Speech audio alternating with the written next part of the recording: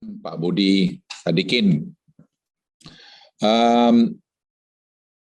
Penerapan perpanjangan PPKM level 4, 3, dan 2 yang dilakukan sejak tanggal 7 Agustus hingga 16 Agustus 2021 Jawa Bali menunjukkan hasil yang semakin baik. Hal ini dapat terlihat dari tren kasus konfirmasi yang pada tanggal 15 Agustus kemarin turun hingga 76%. Kalau minggu lalu saya laporkan 59%, sekarang di 76%, dan kasus aktif turun 53% dari titik puncaknya. Jumlah angka kesembuhan juga meningkat dan jumlah kematian terus mengalami penurunan. Kami juga melihat tren penurunan terjadi pada positivity rate, perawatan pasien, kasus konfirmasi, dan angka kematian pada hampir seluruh provinsi di Jawa dan Bali. Namun berdasarkan hasil kunjungan lapangan yang pada beberapa waktu yang lalu, masih ada perbaikan-perbaikan yang perlu dilakukan pada beberapa wilayah.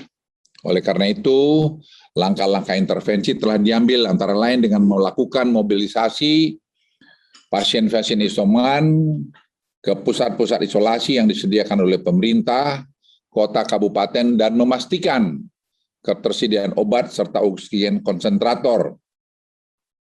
Sehingga kami harapkan dalam minggu depan akan terjadi perbaikan yang signifikan, terutama untuk wilayah Bali dan Malang Raya. Bali sampai hari ini saya kira menunjukkan hasil yang baik sekali karena mereka sudah bisa memindahkan hampir 1.400 teman-teman kita dari isoman ke isoter. Dan Malang Raya juga telah membuat progres dalam konteks ini. Terkait indikator kematian, saya perlu tegaskan bahwa terkait indikator kematian, saya perlu tegaskan bahwa kita tidak mengeluarkan indikator kematian secara permanen dalam evaluasi level PPKM di Jawa dan Bali. Sama sekali tidak. Kami sedang mengharmonisasi data ini atau cleansing data ini, sehingga kita harapkan dalam minggu depan itu akan bisa kita umumkan kembali. Indikator ini dikeluarkan sementara, indikator kematian, sejak minggu lalu untuk dilakukan perbaikan-perbaikan terutama dalam hal pelaporan, sehingga akurasi bisa lebih baik. Saya mau ambil contoh satu pada Bapak Ibu sekalian. Pada tanggal 10 Agustus 2021, ada satu kota yang angka kematiannya melonjak berlipat-lipat kali, di mana ternyata angka kematian tersebut 77% berasal dari periode Juli dan bulan-bulan sebelumnya. Kasus seperti ini banyak kita temukan di kabupaten lain. Namun dalam 1-2 minggu ke depan, perbaikan data dan pelaporan ini selesai sehingga indikator kematian akan masuk kembali dalam asesmen level PPKM. Pemerintah pusat juga mendorong kepada pemerintah daerah untuk segera membuat pusat-pusat isolasi ibu hamil. Karena ini sangat penting dan kami lihat kemarin di Batu sudah jalan. Proses prioritas vaksinasi kepada ibu hamil dan penyediaan fasilitas rumah sakit rujukan bagi ibu hamil yang terkonfirmasi positif untuk menekan angka kematian pada ibu hamil. Perlu saya sampaikan juga bahwa mobilitas masyarakat di Jawa Bali sebagian besar sudah kembali pada kondisi normal, sama seperti sebelum kenaikan varian Delta terjadi. Hal ini mengindikasikan peningkatan mobilitas masyarakat yang cukup signifikan dibanding pada awal bulan Juli yang lalu. Di satu sisi menunjukkan ekonomi pulih dengan cepat, namun berisiko terhadap meningkatnya kasus pada 2-3 minggu ke depan. Jadi kita harus semua super hati-hati menghadapi ini dan harus mengikuti protokol kesehatan dan juga tadi menyangkut masalah vaksin. Untuk itu momentum yang sudah cukup baik ini harus terus dijaga. Berdasarkan evaluasi yang dilakukan atas arahan dan petunjuk Presiden Republik Indonesia, maka PPKM level 4, 3, dan 2 di Bali akan diperpanjang sampai tanggal 23 Agustus 2021. Dalam penerapan perpanjangan PPKM seminggu ke depan, terdapat tambahan kabupaten kota yang masuk ke level 3. sebanyak 8 kabupaten kota, sehingga total kabupaten dan kota yang masuk dalam level 3 dan 2 mencapai 61 kabupaten kota. Terkait keputusan ini akan dituangkan dalam instruksi Mendagri secara detail. Selanjutnya, saya perlu juga jelaskan bahwa percobaan pembukaan yang dilakukan di pusat perbelanjaan seperti mal menunjukkan implementasi yang cukup baik. Melalui sistem peduli lindungi, pemerintah mendapati hasil ada 1,015 juta orang yang melakukan check-in pada sistem agar dapat masuk pusat belanja _mall, dan ada 619 orang ditolak masuk oleh sistem dan tidak diperkenankan untuk masuk ke dalam pusat perbelanjaan dalam seminggu terakhir dengan berbagai macam alasan.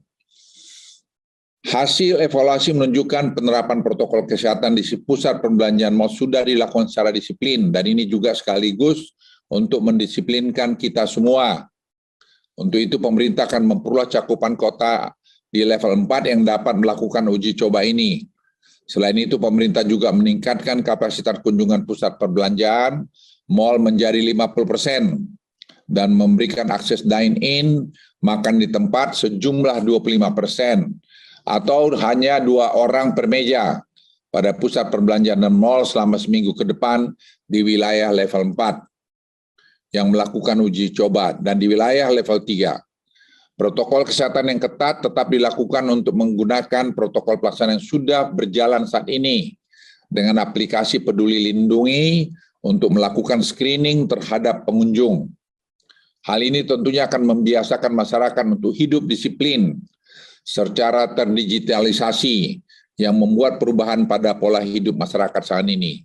Seperti sampaikan pidato Presiden tadi siang, dan kita sudah berkali-kali melihat, maka hidup kita ini akan terjadi perubahan gayanya karena Delta varian ini. Dan kita semua harus banyak terlibat dengan digitalisasi untuk mencoba mengontrol COVID-19 ini. Selain pusat perbelanjaan mal, pemerintah juga akan melakukan uji coba protokol kesehatan untuk perusahaan-perusahaan orientasi ekspor dan orientasi domestik yang dilakukan oleh Kementerian Perindustrian. Total karyawan yang akan mengikuti uji coba ini mencapai lebih dari 390.000 orang.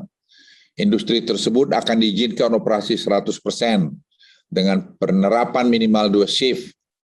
Para perusahaan tersebut wajib menggunakan aplikasi Peduli Lindungi juga untuk melakukan screening terhadap karyawan dan non-karyawan yang masuk ke lokasi pabrik. Selain itu, olahraga jenis outdoor yang dilakukan secara individu atau kelompok yang jumlahnya tidak lebih dari 4 orang dan tidak melibatkan kontak fisik akan diizinkan beroperasi dengan protokol kesehatan yang ketat. Dan uji coba penerapan SOP ini menggunakan juga aplikasi Peduli Lindungi pada 4 aglomerasi di Jawa Bali di PPKM level 4 dan kota kabupaten dengan PPM level 3. Ini penting saya akan sampaikan, kami akan menutup, saya ulangi ya, kami akan menutup bila ada yang melanggar ketentuan ini. Ya, kami tidak ada kompromi mengenai ini. Dan ini juga tanggung jawab pemilik untuk tidak membuat itu menjadi klaster baru. Pemerintah juga akan meningkatkan kapasitas tempat ibadah menjadi 50% di ibu kota kabupaten dengan PPKM level 4 dan 3. Tentunya juga sama dengan penerapan protokol kesehatan yang baik. Teman-teman media dan seluruh masyarakat Indonesia yang saya cintai, saya banyak memperoleh pertanyaan apakah PPKM akan dilanjutkan atau dihentikan. Saya ingin menjelaskan bahwa selama COVID-19 ini masih menjadi pandemi, PPKM ini akan tetap digunakan sebagai instrumen untuk mengendalikan mobilitas dan aktivitas masyarakat. Jika situasi COVID-19 makin membaik, tentunya level PPKM akan diturunkan ke level yang lebih rendah, di mana level 2 dan 3 dan 1 nantinya akan mendekati situasi kehidupan normal. Oleh karena itu, evaluasi akan dilakukan setiap minggu, sehingga perubahan situasi dapat kita respon secara cepat. Bapak Ibu sekalian, kita jangan juga terlalu euforia dengan angka-angka yang baik ini. Memang di kawasan ini sekarang, Indonesia termasuk yang cepat melakukan tindakan dan hasilnya cukup baik. Tapi saya ulangi sekali lagi, kita harus tetap super hati-hati. Kalau kita tidak ketat pada protokol kesehatan, bukan tidak mungkin ini akan naik kembali. Dan ini akan memukul kita semua, baik dari aspek ekonomi maupun dari aspek kemanusiaan. Kami ingin menekankan sekali lagi bahwa ada 3 pilar utama dalam penanganan pandemi COVID-19 ini. Pertama adalah peningkatan coverage vaksinasi secara cepat. Kedua, penerapan 3T yang tinggi, testing, tracing, dan treatment. Dan terakhir adalah kepatuhan 3M, terutama soal penggunaan masker yang baik. Untuk tracing di Jawa, Bali, berdasarkan laporan dari TNI dan Polri, rasio kontak erat sudah mencapai 5-6 orang untuk setiap pasien positif. Tentu ini harus ditingkatkan lagi, kita berharap akan bisa double digit. Dalam penanganan pandemi ini, pemerintah selalu mengedepankan keseimbangan antara aspek kesehatan dan ekonomi. Pembukaan kembali mobilitas dan aktivitas masyarakat harus dilakukan secara gradual dan dievaluasi seiring dengan peningkatan cakupan vaksinasi, kepatuhan terhadap protokol kesehatan dan kecepatan testing, tracing, dan treatment, sehingga tidak menimbulkan penyebaran COVID-19 secara signifikan lagi. Apa yang kita capai dalam penanganan COVID ini merupakan hal yang baik dalam menyambut Hari Kemerdekaan Indonesia yang ke-76 esok hari.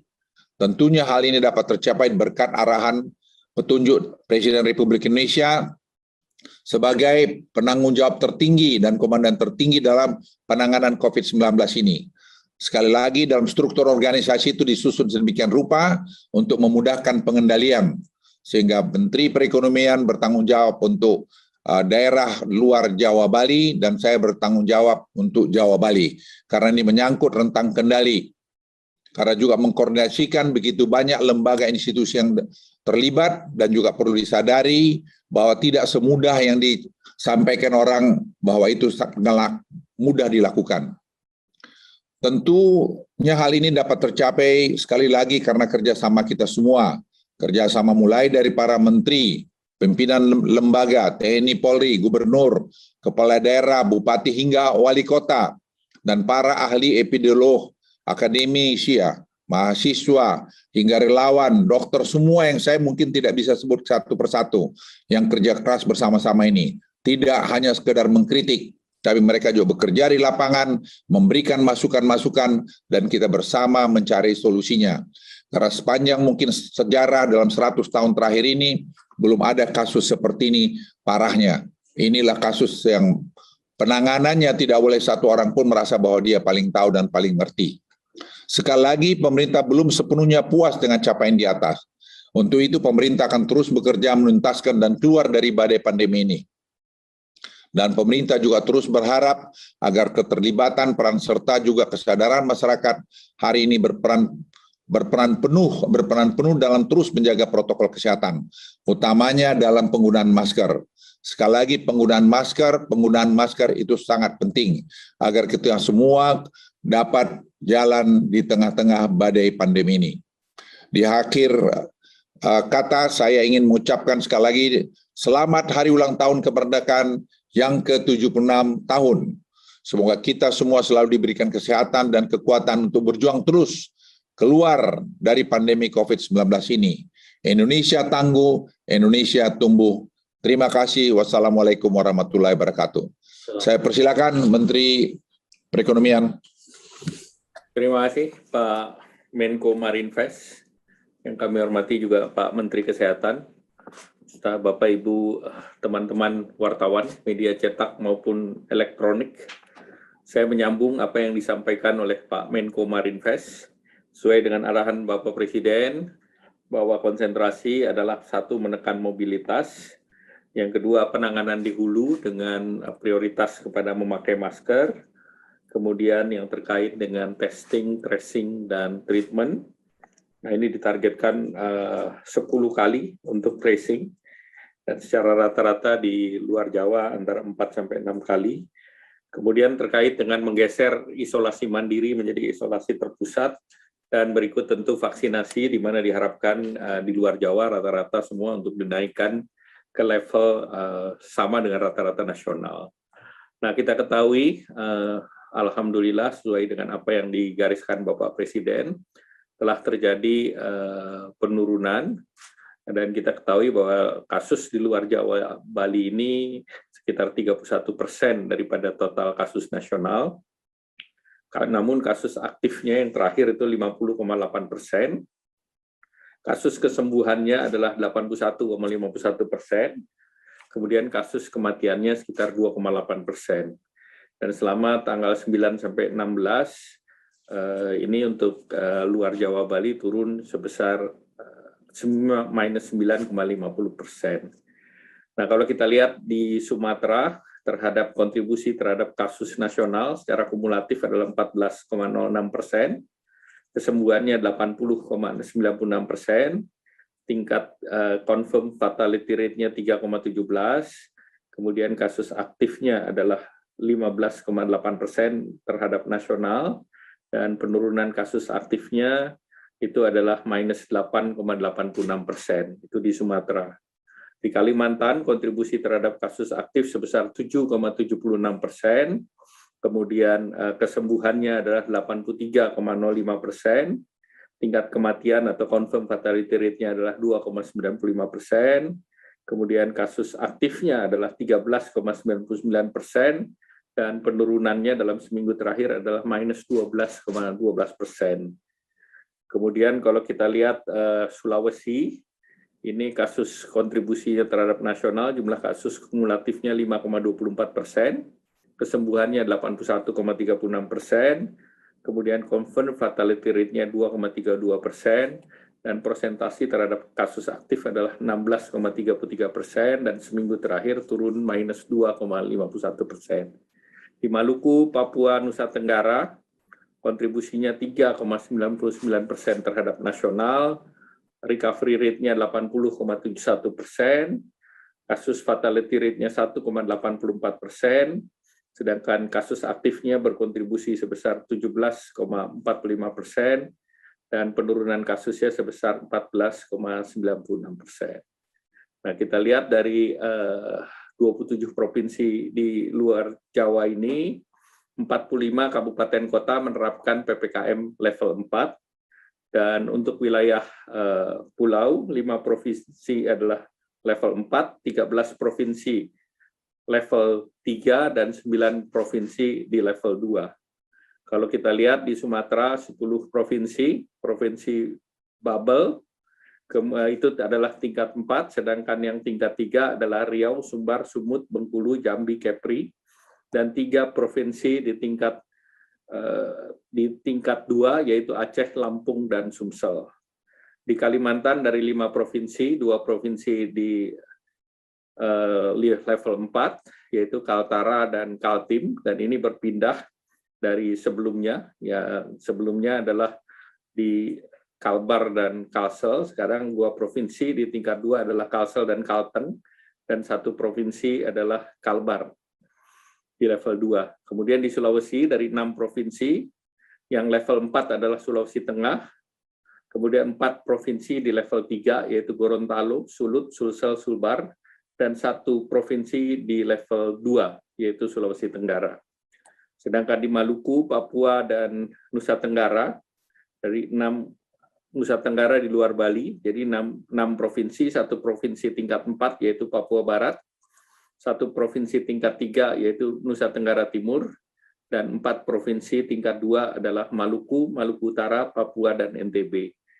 Dari indeks mobilitas, beberapa provinsi masih menunjukkan positif, di mana ini kita akan tekan untuk turun, yaitu di Kepri 2,4%, Babel 1,1%, Jambi 0,8%, Bengkulu 0,5%, Papua 2%, Papua Barat 1%, dan Maluku 0,2%.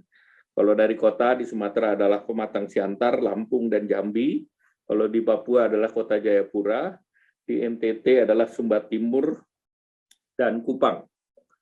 Dan kemudian kalau kita lihat dari kasus aktif yang masih naik adalah Sumatera Utara 10,6%, Jambi 2%, Aceh 2%, Kalsel 8,6%, Kalteng 0,4%, Sulbar 15,17%, Sulteng 7,11%, Sulut 6,54%, NTB 9,82%, dan Papua 0,31%. Dari segi fatality rate, Lampung memang tercatat tinggi, namun dalam kunjungan ke Lampung memang perlu ada harmonisasi data. Kemudian Sumsel 4,7, Aceh 4,3, Kaltim 3,1, dan Kalsel 3%. Kemudian dari segi BOR yang di atas 60% adalah Kalsel 76%, Kaltim 70%, Gorontalo 69%, Sulteng 69%, dan Sulut. Terkait dengan ini, pemerintah mendorong agar tingkat daripada bed occupancy rate-nya, rumah sakitnya ditingkatkan kembali. Kemudian dari capaian vaksinasi, rata-rata yang di atas nasional adalah Kepri 69,9%, Sulut 37,15%, dan Jambi 26,18%. Nah, yang diterapkan kita tidak berubah, yaitu 45 kabupaten kota, dan khusus untuk di luar Jawa Bali sesuai dengan apa yang dituliskan dalam instruksi Mendagri, memang diperlakukan dari tanggal 10 kemarin sampai dengan 23 Agustus. Nah, kalau kami lihat beberapa hal yang dapat kami catat bahwa perpanjangan yang 2 minggu ini tetap berlaku sampai dengan tanggal 23 Agustus 2021 dengan PPKM kabupaten dan kota di luar Jawa Bali. Untuk di level 4 ada 45 kabupaten kota di level assessment 4. Kemudian di level 3 ada 302 kabupaten kota, dan untuk di level 2 ada 39 kabupaten kota. Nah, terkait dengan PPKM level 3 di luar Jawa, ini kami hanya mengingatkan bahwa yang diregulasi antara lain bahwa kegiatan belajar mengajar, sekali lagi level 3, tatap muka 50% dengan prokes ketat, industri orientasi ekspor dan penunjangnya beroperasi 100% dengan prokes ketat, dan bila ditemukan ada klaster, maka ini ditutup 5 hari. Kemudian restoran dengan maksimum 50% dengan prokes ketat, ini khusus yang level 3, mal dan pusat perbelanjaan sampai dengan jam 8 dengan kapasitas 50% dengan wajib masker, dan tempat ibadah maksimum 50% atau 50 orang dengan prokes ketat. Sedangkan terkait dengan PPKM level 4, kemarin kita sudah juga membuat regulasi bahwa orientasi ekspor dengan prokes ketat, dan bila ditemukan kasus ditutup 5 hari, dan tempat ibadah 25% atau maksimum 30% dengan prokes ketat, dan hal lain yang kemarin sudah dibuka, baik itu warteg, PKL, toko kelontong, pasar tradisional, daerah yang terkait dengan hal yang sudah diatur di dalam instruksi Mendagri. Demikian mungkin beberapa hal, dan kami kembali tegaskan bahwa dalam perpanjangan yang mulai tanggal 10 sampai dengan 23 Agustus, seluruhnya masih diberlakukan dengan level yang sudah dituliskan di dalam instruksi Mendagri. Dan selanjutnya, tadi juga disampaikan bahwa pemerintah mempersiapkan juga isolasi terpusat, di mana isolasi terpusat ini dalam bentuk kapal, yaitu kapal Pelni, dan ini uji coba dilakukan di Makassar, dan sekarang dipersiapkan di Kota Medan, yaitu KM Bukit Raya dengan kapasitas sekitar 1.000, kemudian 1.000 tempat tidur, kemudian di Lampung, itu dipersiapkan KM Lawit sekitar 1.000 juga tempat tidur. Kemudian di Padang juga sedang dipersiapkan, tentu administrasi sedang dibahas antara pemerintah daerah dan pemerintah pusat, perhubungan dan BNPB. Kemudian di Bitung juga kapasitasnya 1.000. Kemudian juga untuk Sorong dan Jayapura, di mana di Jayapura disiapkan untuk 2.000 kapal, dan ini akan terus dioperasikan sampai dengan PON nanti. Sedangkan isolasi terpusat lain yang disiapkan adalah baik itu Wisma Haji, diklat, dan berbagai tempat fasilitas lain, termasuk juga di level kelurahan, kecamatan, dan kota, dan seluruhnya sedang dipersiapkan oleh Satgas COVID. Dan kami berterima kasih kepada TNI dan Polri kepada Gubernur bersama Forkominda, Pangdam, dan Kapolda, baik itu juga kepada Wali Kota, Bupati, Kapolres, dan Dandim, beserta Kajati di masing-masing wilayah yang terus mendorong agar seluruh pelaksanaannya bisa terintegrasi dan juga terkait dengan penyerapan anggaran yang sampai dengan bulan Agustus ini, terutama anggaran untuk penanganan COVID dan pemberdayaan ekonomi daerah untuk terus lebih didorong kembali. Demikian, terima kasih, selamat Hari Kemerdekaan, dan semoga kita berdoa, semoga kita bisa menangani secara baik, semoga kita bisa merdeka dari COVID, dan semoga juga kita bisa hijrah perilaku dengan kedisiplinan yang lebih kuat. Demikian, terima kasih Pak Menko Marinvest. Wassalamualaikum warahmatullahi wabarakatuh. Terima kasih, saya silakan Menteri Kesehatan. Terima kasih Pak Menko Marinvest, Menko Perekonomian, rekan-rekan media. Assalamualaikum warahmatullahi wabarakatuh. Rekan-rekan media, atas arahan Pak Menko, saya akan sampaikan 2 hal. Yang pertama mengenai progres vaksinasi. Alhamdulillah per hari ini kita sudah mencapai angka 83 juta suntikan. Untuk teman-teman media ketahui, kita mulai 13 Januari dan mencapai angka 50 juta di 8 Juli. Jadi sekitar 27 minggu. 27 minggu untuk dapat 50 juta. Nah, saya dikasih target dari Pak Menko dan Pak Presiden, jangan 27 minggu. Berikutnya bisa nggak 7 minggu mencapai 50 juta berikutnya. Sehingga kita sedang bekerja keras supaya kita bisa mencapai 100 juta di akhir bulan ini. Dan buat rekan-rekan media ketahui, sekarang posisi Indonesia itu nomor 9 di dunia dari jumlah yang disuntikan. Mungkin hari ini sudah naik menjadi nomor 8 di dunia dari jumlah yang disuntikan. Itu untuk menjawab keraguan-raguan tulisan satu majalah terkenal yang bilang bahwa dengan laju vaksinasi seperti ini, bangsa Indonesia akan selesai 10 tahun. Kita ingin sampaikan, mungkin kita tidak sebodoh itu untuk bisa menyelesaikan vaksinasi ini dengan lebih cepat. Dan kemarin kita sempat 1,6 juta per hari. Belum seperti yang Bapak Presiden inginkan, tapi insya Allah dengan kerja keras kita bisa capai. Karena buat teman-teman media pahami, dari Januari sampai Juli, 7 bulan, vaksinnya datang 90 juta. Bulan ini aja vaksin datang 70 juta. Jadi kita bayangkan kita mesti nyuntik yang tadinya 7 bulan, dalam 1 bulan kita mesti suntik. Ya.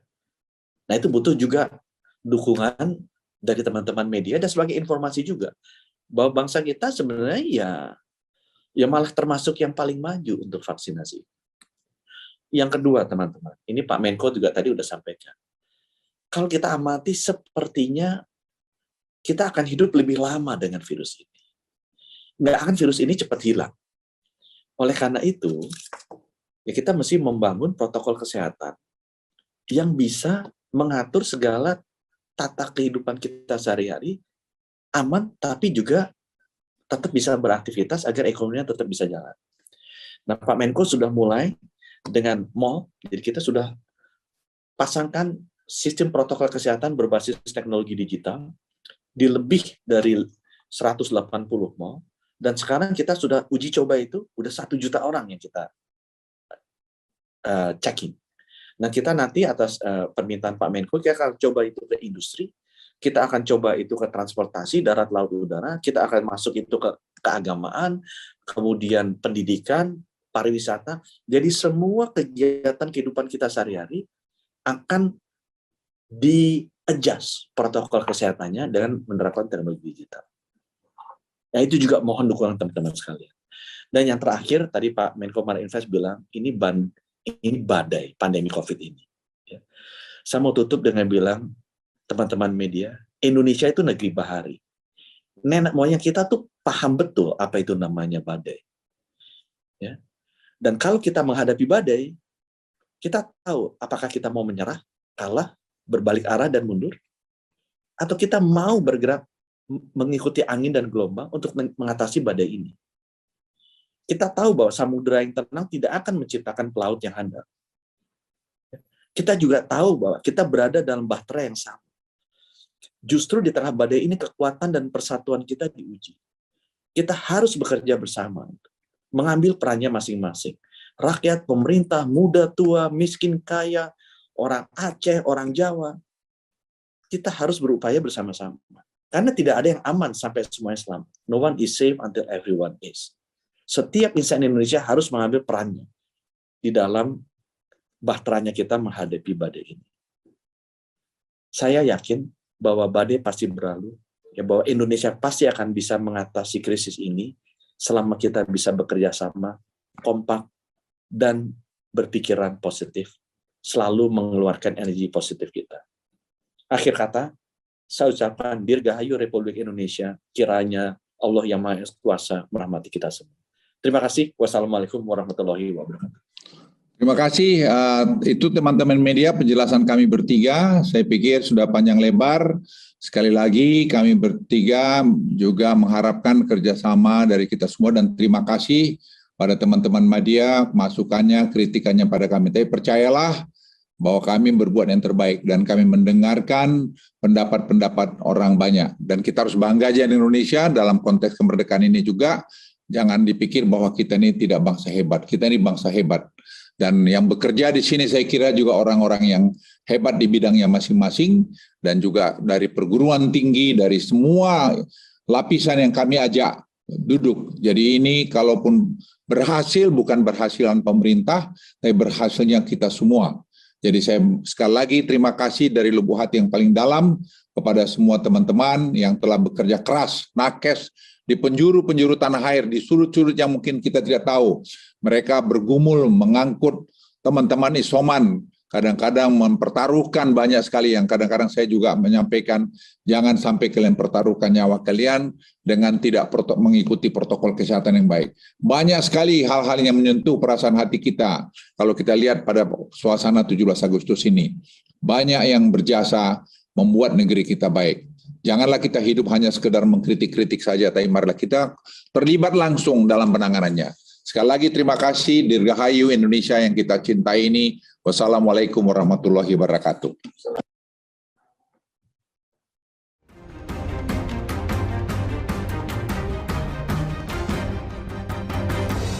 Bapak, Ibu, saudara-saudara, saat ini semua wajib pakai masker. Indonesia pasti bisa.